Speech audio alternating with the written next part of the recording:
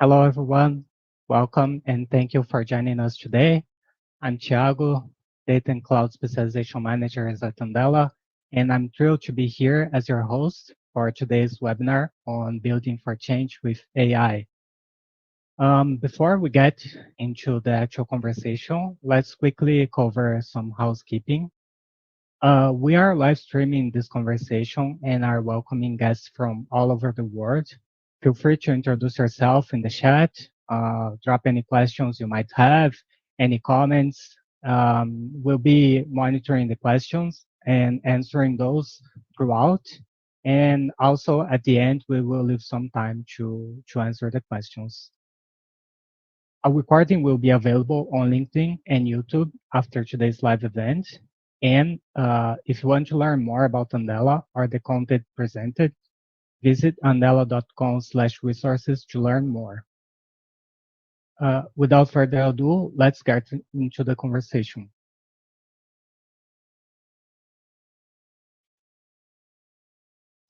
So here with me today, we have two Andela technologists, Hugo Santos, data scientist.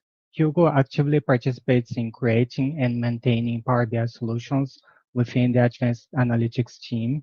He has worked in the data field for about 8 years, focusing on analysis and modeling, with an emphasis on result presentation and dashboard development over the last few years.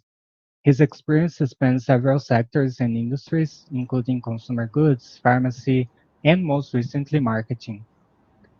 And we also have Francisco Quintana, Senior Data Scientist and AI Trainer. Francisco has 10 years of experience developing and teaching AI solutions. His background is mostly in the marketing industry, but also retail. He has a passion for applying AI into everyday tasks to make his day more productive. Both are here today to talk to you about leveraging artificial intelligence to create innovative solutions that meet the needs of your customers and stakeholders. Well, Francisco, I'll pass off to you to dive in. Thank you, Tiago. So what I'm going to talk to you about today is how we can start to use AI in our day-to-day activities. So we live in an age where we're working most of the time. We have our phones with us. We have portable laptops that allow us to always be connected to our work. It also gives us access, the ability to be connected to data all the time. Now, as a data scientist and machine learning engineer, I'm quite used to working with data, but having more data is great for building models, but it also takes a lot of time to analyze this data and make it productive. So what I want to discuss with you today is just a few of the things that I use artificial intelligence for to make my day more productive, meaning that I can do more in the same number of hours per day. I'm going to go through some technical examples and some non-technical examples. So the three things that I have used artificial intelligence for to make my day more productive are code reviews, media planning, and insights. And I'm going to go through a few examples for each one. So as a data scientist, I spend a lot of time programming, and I really enjoy programming. But there are some aspects of programming that are quite tedious but mandatory to do. So for example, code reviews. A code review is essentially when I review a partner's code or a colleague's code, and we see what are the flaws in it, almost like if you were editing a document. It's absolutely essential to do this. Now, you might be reviewing as few as 20, 30 lines of code or as much as 10,000 lines of code. So you will spend a lot of time reviewing code. So how can I use artificial intelligence to help me with this? Well, there's technology done by a few different vendors, such as Copilot from GitHub and Google AI, that can actually help us write better code. These are technologies that you can actually integrate into your workflows and actually ask it to review your code, find any incorrect implementations. For example, maybe you're importing libraries that shouldn't be used. Maybe you're not following the correct structure for your styling guide for your company. Maybe you have some logic errors and it can suggest how to fix it. And even syntactically making the code more readable makes a huge difference when shipping a code into production. So technology like Copilot, you can easily integrate into your workflow. You can basically connect that technology to your current favorite development environment, or you can even teach the model to understand how you normally write your code by connecting it to your code repositories. So this could save as much as 1 to 2 hours per each code review, meaning that now you spend less time reviewing and editing code and more time writing better code or fixing more complex logic errors. And it's even getting to the point where you can almost build production code by asking the AI to solve a certain problem for you. We're still not quite there yet, but at some point soon, I'm sure we will be. So, to a less technical example, oftentimes as a data scientist, I work with other teams. One of the teams that I work with a lot are usually marketing teams that are trying to plan their media strategy. So a media strategy usually contains some sort of budgeting, planning process, finding the efficient buying algorithm, scheduling, and reporting analytics. So I'm sure most of us have heard about large language model, with GPT being probably the most famous incarnation today. But what you probably might not know is that you can actually feed these models good and bad media plans. So the model knows what is a good media plan and can recreate one, and what is a bad media plan and avoid it. So what you can do is that you can actually feed the models former media plans and then ask the model, come up with the best media plan for selling this product targeted at this audience. And you can even do some sort of scenario planning. Your marketing team can then say, okay, what if I were to increase the budget for social paid and decrease the budget for digital ads? What could the impact possibly look like?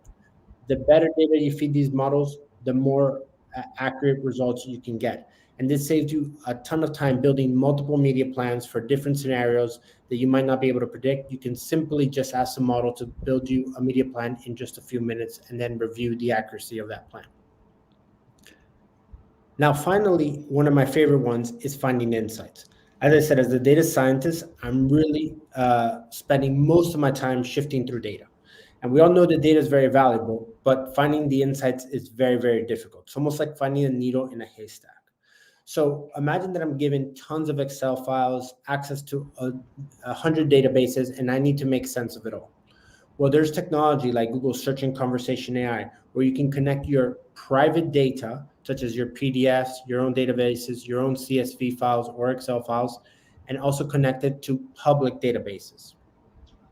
So for example, let's say you want to fill in your taxes even quicker, or make sure that you're filling in your taxes correctly. Well, what you can do is that you can get your private tax reports connected to a website that actually has the correct tax code, and then ask your model to understand both of them, or in this case, Search and Conversation AI from Google, to understand both of them. And then from there, it can actually be able to answer questions like, was this tax filed correctly or not, or how you can improve on it. You can do the same thing for such things as patents or really any sort of document. So just in case you're wondering, what would happen when you connect public data sources to your private ones? Does that make your model or your data public? No, it doesn't. What happens actually here is that your private data sources stayed in a wall environment, and the public data source you connect is passed to your wall environment, but your private data is never exposed to the public internet. And also, if you have any questions, please feel free to submit them into the chat. And now on to my colleague, Hugo. Just let's go back a little bit, Francisco. So, Just before moving on into Hugo, I have a question. So there are a lot of boxes here in your diagram, and a few of them says RAG chat box. So can you explain just a little bit about what are each of those boxes? yes. So let's start from the top where it says index engine. So the icon to the left of it is like a globe, which is supposed to signify or represent, the public internet, public data sources. So what happens is, searching conversation AI, you would pass it, in this case, the website URL. It has to be a public website, cannot be a private one, meaning one that you have to log into. And then it will index that website and try to understand what that website's about, structure it, and get information. Then what you have on the just underneath the globe is that you have an icon of a PDF or kind of like a database. And then what you're going to do is that you're going to connect that to Search and Conversations AI chat experience. And what's that going to do is it's actually going to build an AI smart chatbot that's actually going to understand your data, but you will be able to ask questions about that data because it's yours. And you can also fine tune the bot. And by fine tune, I mean customize it or make it understand clear what that data is about. And then at the bottom, you have a CSV, generally representing Excel files, and same scenario with the chatbot. All those three kind of second layer, the index engine, the chatbot, and the other chatbot will be connected to Search and Conversations Vertex AI capability.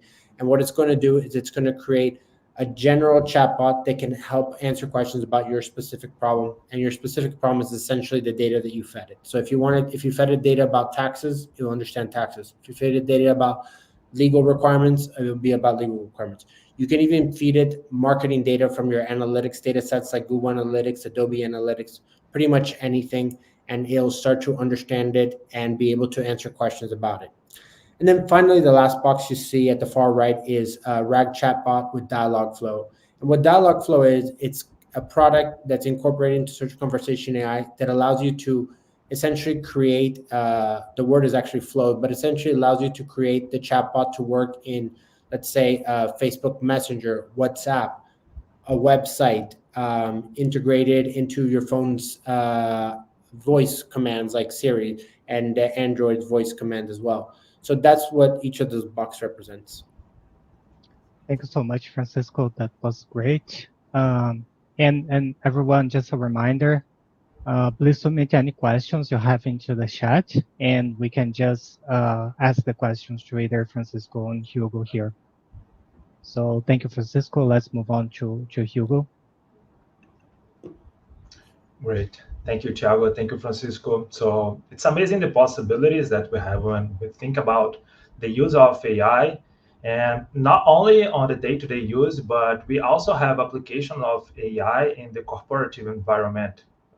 And in this context, we used to work with statistical modeling, mathematical modeling, and all those models are related to implementation of AI. And as a result, they used to give us back a lot of data, a lot of complex data. And if we don't know how to deal with this data, we will have a problem because there are a lot of value there. And we need to know how to find these insights there and then show to our stakeholders. So that is the magic that data visualization does. So I like the analogy that we think about a dense forest. So in a dense forest, we have a lot of trees, and each of these three is about a piece of data we have in the outcomes that we received from our models. So if we have a map, it's very easy to leave the forest and walk through in the best way as possible, safety and without any problem. But without a map, it's very difficult to do it, right? So that is what data visualization does. Data visualization helps us to walk through our complex data, finding insight and present them to stakeholders. And how can we craft a map that have all these informations and that can be very useful so the stakeholders can use these informations for those purposes? So the first thing I highlight the main ones on my perspective, but there are any others. So the first one is KPI definition. When we work with modeling, when we work with the application of statistics and math, we used to have KPIs that we want to achieve. It's not an overall rule. We can have situation that it doesn't apply, but for the majority, for most of the case, that is very common. So it's good to know which KPIs we want to achieve. In the market context, for instance, we have impressions and conversions that we want to increase, or in the industries, we can reduce the cost, for instance, and then we need to keep aware about these concepts. So we also have the automation and efficiency updating. So think about the map. If you was in the same forest but 20 years ago, so the forest probably will be a little bit different for the same forest that we have now. So your map should be up to date, considering all the change that occurs over the time. Storytelling is another concept that is very important. You cannot have just pieces of context in your data visualization, because if you do it, being honest with your stakeholder, because you need to tell the story at the beginning to the end. So the beginning is related to gathering data, exploring the data, doing analysis, and even modeling. And the end of this process is about to showing the insights that you was able to find and delivering the value to your stakeholder. Action-oriented design. You need to encourage your stakeholder to use the information you are providing. Because in case not, it doesn't make sense, because your stakeholder is asking something to you, so he probably is very possible that that they want to receive insights back. So you need to propose it in your dashboard, in your application, in the data visualization you are using. When we think about the complex data, we of course we are talking about a lot of data, many data, and we need to know where we can store those data. And for data, I can list, for instance, images. We have structured data, we have unstructured data, and for each purpose, we will have storage that is more it is the correct for the specific one. And the last one is the feedback cycle. That is very important. When you deliver a project, it's very possible that you receive feedbacks back, and also suggestion of enhancement and improvement for the solution you provided. And the good thing here is to keep these comments with you. People used to get rid of these, or not keep the attention in these type of things, but it's very important because it helps you to improve the project and the process as well. So you in the next version, you have something even better to deliver. So now let's move to a case study. In this case, we have a scenario that customer are requesting you to create a solution that is capable to processing images, extract feature from those images, and then understand how those features impact in the KPIs. And the KPIs in this case are conversions, impressions, and clicks. So I split this problem in three main blocks, but I want to highlight here that the process itself, there are a lot of other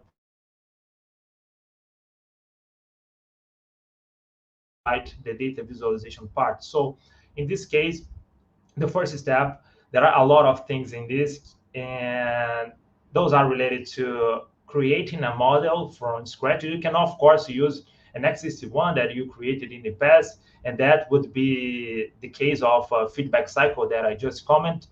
But you are creating something from scratch and evaluating the model. You, of course, have exploratory data analysis that you need to do, gathering the data and other steps in this first step. That this step is very time consuming. I would say that's something like 8% of the whole process. So keep in your mind that it takes time to be ready. So once you finish this step, you probably will receive the complex data that I just commented in the previous slide. So with this data, we will have not necessarily all the data that you receive will be valuable in terms of generating insights to the stakeholder. So you need to filter it. You need to apply some analysis to assure that the data that you want to use in the data visualization is data that has insights and useful information to your stakeholder.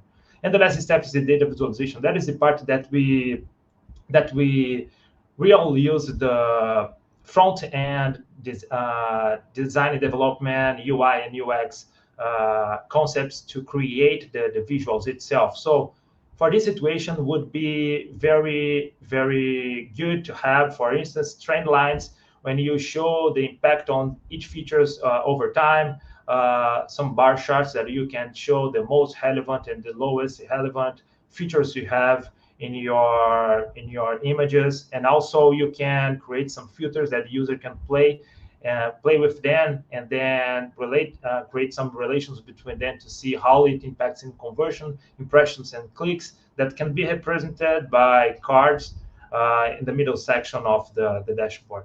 So the idea here is more like to share the mindset you have when you think about data visualization. I hope it can be helpful for you. And I'll hand over to Thiago now. Thank you, everyone.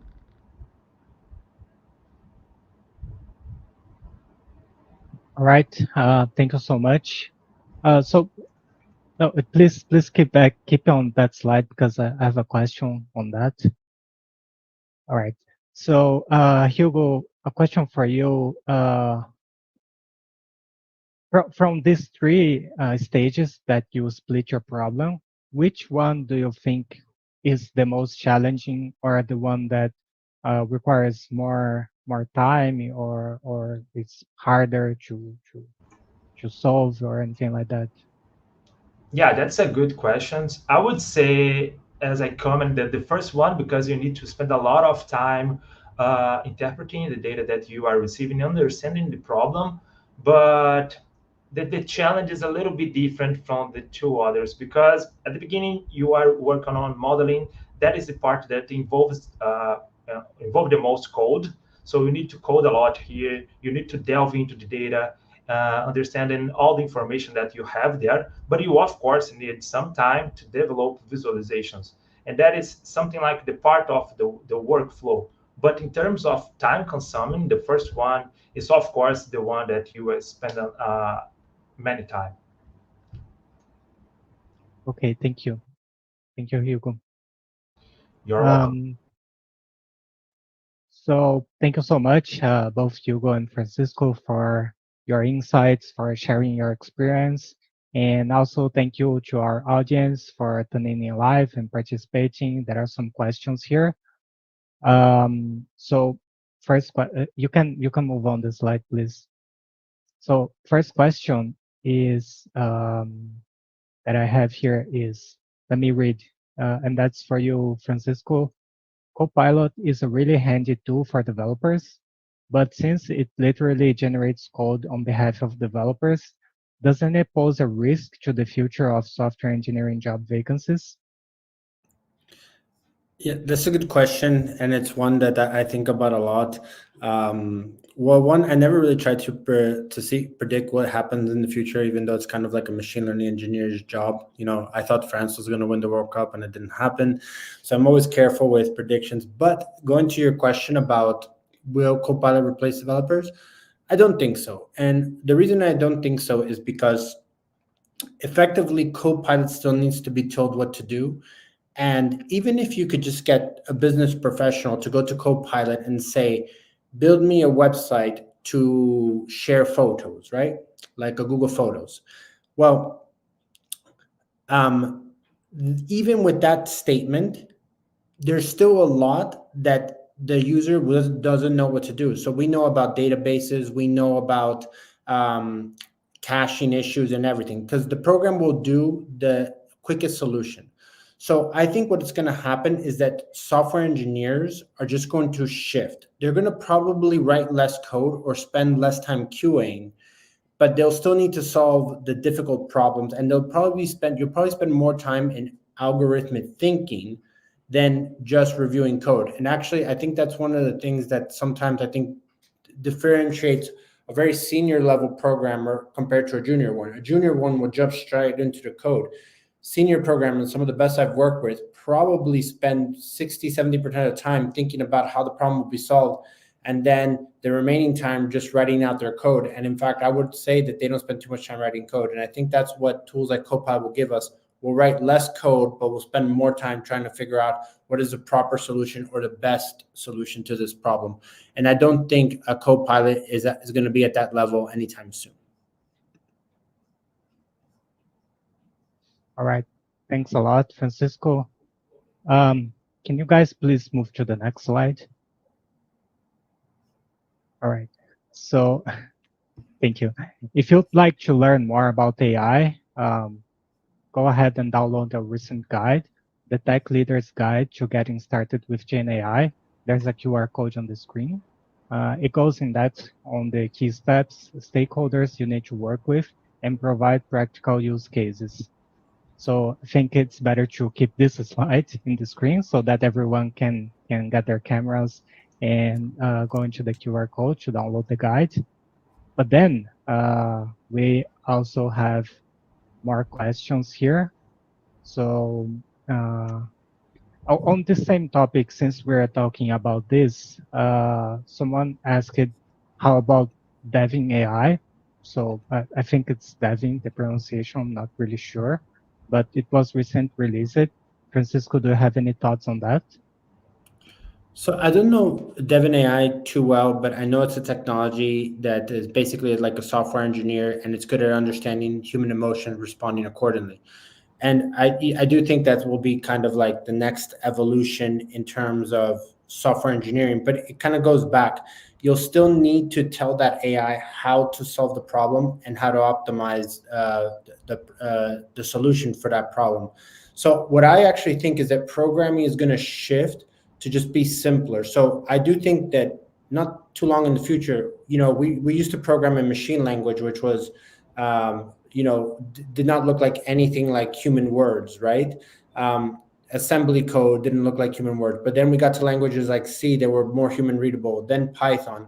And I think it's just going to happen that programming is going to become like speaking any language. You're just going to communicate the way you would speak to somebody, but you still need to understand how to communicate properly. And I think that's what's going to happen with solutions like Devin AI. You'll still need to tell the system, the AI, how to solve the problem properly and communicate properly. And if you think about it, that's really what programming is. We're just giving the machine instructions. We just used to write it in very complex code. I don't know if any of you here remember writing assembly or machine code, but it was very tedious. And now we got Yeah, programming languages like Python to make it easy. yeah, yeah. I totally agree with you, Francisco. Thanks for that. Um, Other question that I have here is, how do you ensure the integrity of data when architecting large language models or large language modeling systems in general? Well, I'll take a stab at that question. One, you have to make sure the data is in a location that's easily accessible to the model, and you need to do a data quality assessment to make sure that the data you're using is the correct data, well labeled, non-biased data there. So one, I would say you need to have it in the correct system that's properly secured and allows people to give their opinion on it. And another one is that you do need to do data quality checks, and probably regular data quality checks, to make sure that that data is being fed to your model correctly. And it doesn't cause any hallucinations or anything of that nature with the model. And regular checks are important because as time goes on, that data will shift and it will affect your performance of your model. All right. Thank you, Francisco. Now, I have a question for Hugo. So, Hugo, you spoke a little bit about KPIs during your talk. And regarding KPIs, how do you start defining your KPIs, or what would you recommend are important KPIs to start with? How do you go about that processing of defining KPIs? Thank you for the question. So the KPIs you used to have access to them in the definition of the problem. So what goal you are trying to achieve in your project. So when you receive something from your stakeholder, from your customer, you used to have this question from there. So in the problem that I was using before, in this third case, we had the desire from the stakeholder to increase the conversions, increase the impressions and the clicks. So in this case, the KPI is in the desired from the stakeholder. In this ask, you'll be able to find what you are trying to achieve, right? So in any problem, before you define the model that you apply, before you start even analyze, you need to understand and what is requested, the KPIs, we'll be able to find from there. All right. Thank you, Hugo. And with that, thank you both, Francisco and Hugo, for a really great conversation. And thanks everyone for joining us. Let's wrap up here. Just a quick reminder to scan the QR code on the screen, or to download, to go into the link in the comments to download our latest guide for more detailed information. Thanks so much, everyone. We hope to see you again next month.